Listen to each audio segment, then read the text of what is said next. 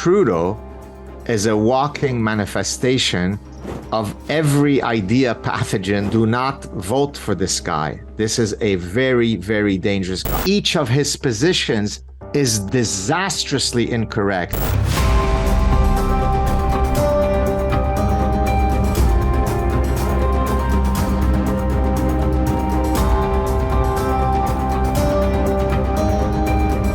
Canada, because of what is touted as free speech and liberal values, have also seen a lot of Khalistani protests.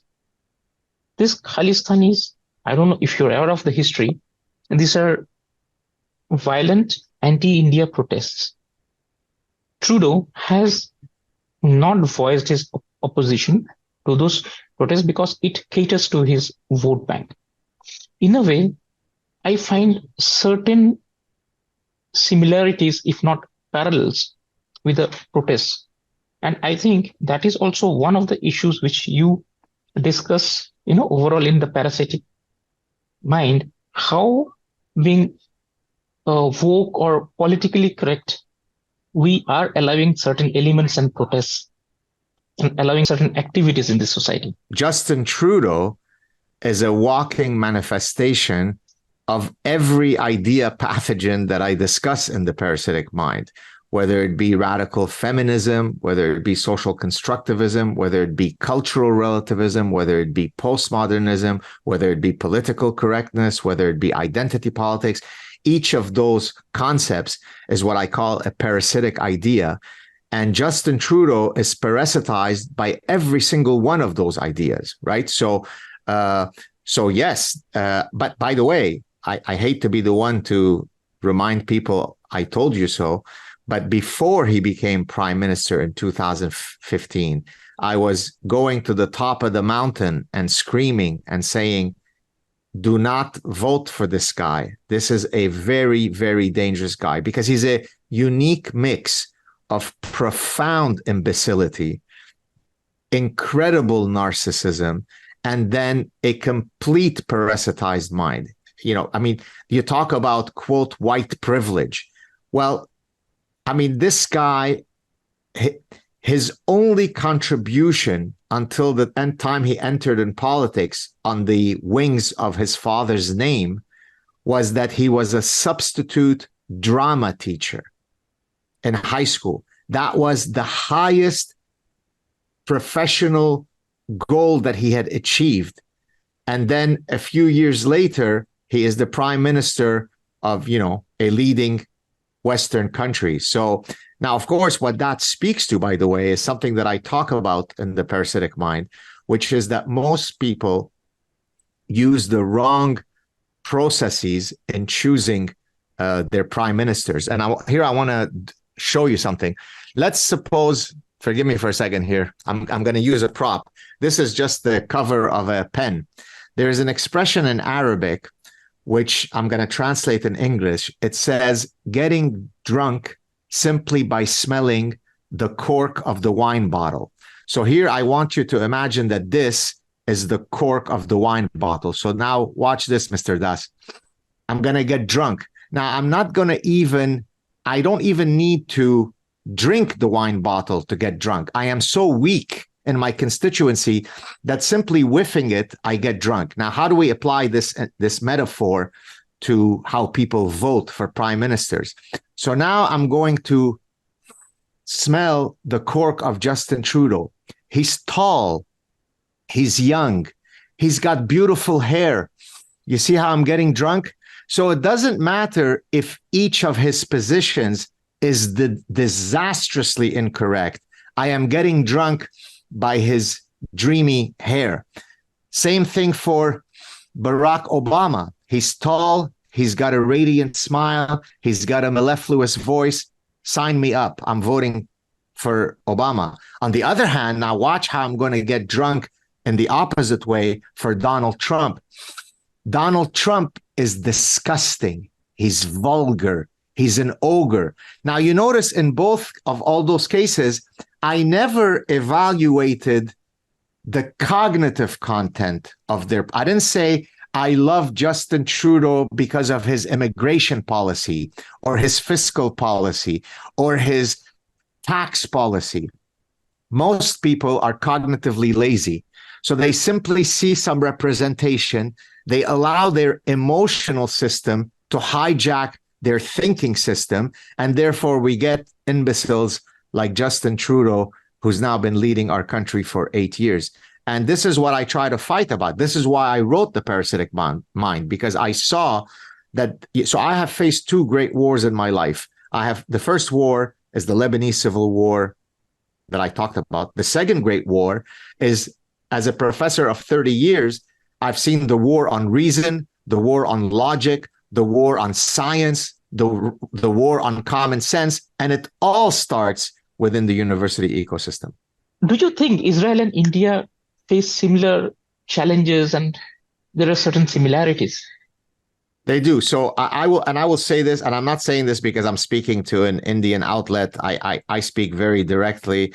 I have a great affinity and love for India. As a matter of fact, when I did my PhD at Cornell University, my closest friends were all Indian. Anil Kal, Abhilash Dave, Rahul Guha.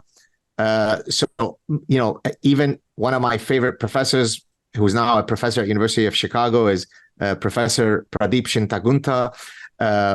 So there were, everywhere I turned, there was some, brilliant Indian student that was hanging around with me. Now, I think the reason for the affinity is twofold. I think that both, if I could speak about the Jews and hence the Indians, we both have a deep reverence and love of learning. And that there's a deep love for cerebral intellectual pursuits. Now, I don't mean to imply that other societies don't also have love for learning, but it is somewhat unique that both the Jews and Indians have this deep, insatiable appetite for learning in India, where you better be a doctor, you better become a professor, you better be an engineer at the Indian Institute of Technology, you better be the top of the top. And so I admire that kind of standard of excellence. And so I think, for me at least, on a personal level, that's why I have an affinity with India. The other thing I would say is India seems to have a love of life. The movies and the Bollywood dancing and the great food, that is not necessarily only a Jewish thing. It's a Middle Eastern thing where we also love food. We also have a great culture of hospitality. And so there are all of these overlapping values that gives me a great sense of affinity. And of course, if I can conclude by saying it also didn't hurt, and forgive me for saying this, when your honorable prime minister, to my surprise, chose me as, to send me a personal letter of commendation in the, I think, 2022 Republic Day. When I first received the email, I thought it was one of those phishing emails. When you receive an email from some Nigerian prince. And I received an email from the High Commissioner of India to Canada saying, "Oh, we'd like to deliver a personal letter from Narendra Modi." And I was like, yeah, sure. But then it turned out to be true. So for all sorts of reasons, India belongs in my heart. What do you think of Prime Minister Modi and his leadership? So I don't know. One of the things that I'm very careful to do is that when I know about something, I speak with full assuredness. And when I don't know, I'm the first to say, I don't know enough about it. So I don't know enough about the internal politics of India to be able to say, I like this about him or I don't like this about him. But he certainly seems to be, and you'll correct me if I'm wrong, someone who doesn't succumb to political correctness. He does seem to be someone who does hold pride in the Hindu nature, the majority nature of the society. He doesn't apologize for the fact that you can be patriotic of your identity without being nasty to minorities. I think that's one of the things that regrettably we've lost in the West, because in the West, what you now hear every Western leader say, certainly Prime Minister Justin Trudeau, is there is no such thing as Canadian values. We don't have a Canadian identity. that's a terrible thing to say if you're a prime minister. I mean, sure, you want to be welcoming to all sorts of immigrants. I'm an immigrant, so I don't need to be lectured about the importance of, being open to immigrants. But once I came to Canada, I adopted the Canadian values of tolerance, of freedom of speech, and so on.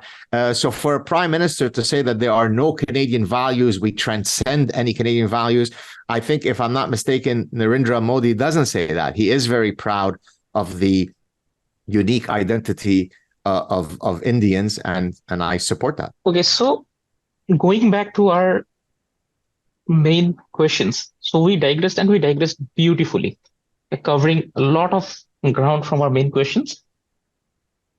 One thing which several countries forget, the only two countries which come to my mind when we talk about zero anti-Semitism is India and China. And you had a recent tweet which said, learn Mandarin and Cantonese and just keep your fingers crossed so that China allows. What made you? Right. So what I was saying there, people misunderstood that. And I actually received some angry emails from Indian folks saying, well, why did you choose China? We're much nicer to the Jews than the... I was being facetious there. I was demonstrating the adage or the maxim, my enemy's enemy is my friend, meaning that the Chinese do not tolerate some of the sources of Jew hatred that we spoke about earlier, right? Now, that doesn't mean that they treat their minorities very nicely. And I don't need to be lectured by anybody about how nasty the CCP can be and how antithetical to the freedoms that I support, freedom of conscience and freedom of speech and freedom of inquiry.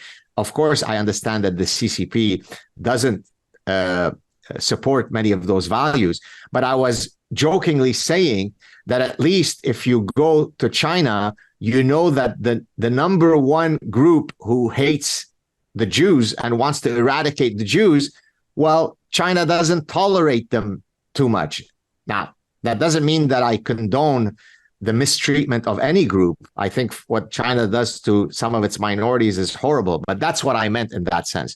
So the Indian folks don't need to be angry at me. I appreciate the fact that there's never been any anti-Semitism from India. And also, I know that there is a very old ancestral Jewish community in India. I'm well aware of that. And so I understand those realities.